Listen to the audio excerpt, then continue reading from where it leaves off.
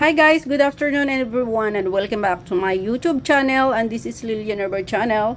And for today's vlog guys ay magluluto tayo ng ulo ng salmon na naman guys. Ayan ang ating ulo ng salmon. Hiniwa ko lang siya guys kasi malaki. And syempre ito ang ating gulay, kangkong lang ang ating ilagay. So ayan, may sili tayo, may kamatis, ginger and onion. So ayan guys, at syempre ating pangsigang.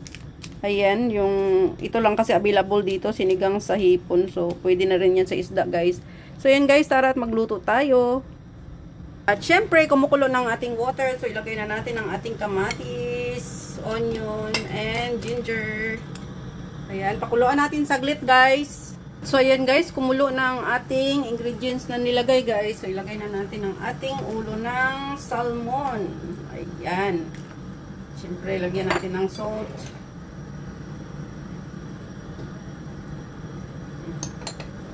Tapos, lagay na natin yung sili. Takpan na muna natin, guys. Kulong-kulo na. Ayan.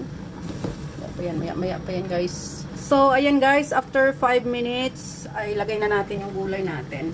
Unahin natin yung stock ng kangkong, guys. Kasi mas matagal-tagal ito maluto kaysa yung dahon niya.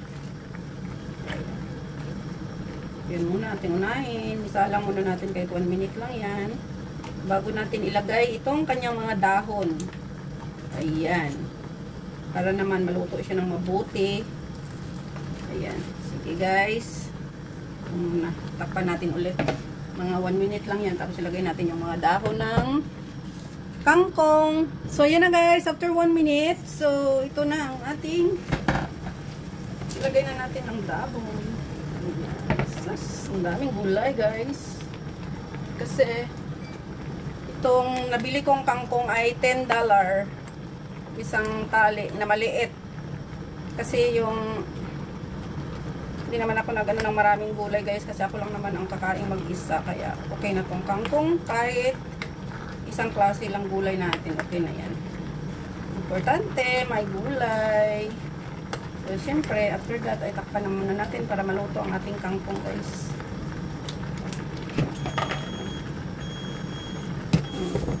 Ayan. See you later. So, ayan na, guys, ang ating ulo ng isda. Ayan. Lagyan na natin, guys, ng, pangsigang. Ayan,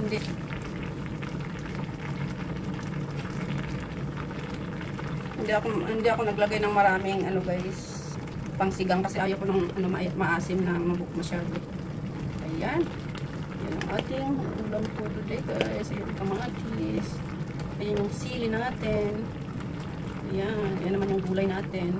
So, ayan ang ating sinigang for today. Tsaka syempre tangkong natin. Durog ng ating kamatis. Sarap na yan. Dagdag lasa sa asim yan guys, yung kamatis. Ayan, sili natin syempre. Ayan, hindi natin durugin yan masyado kasi maanghang. So yan guys, thank you so much for watching at luto ng ating ulam for today. Ayan na guys. Thank you so much for watching.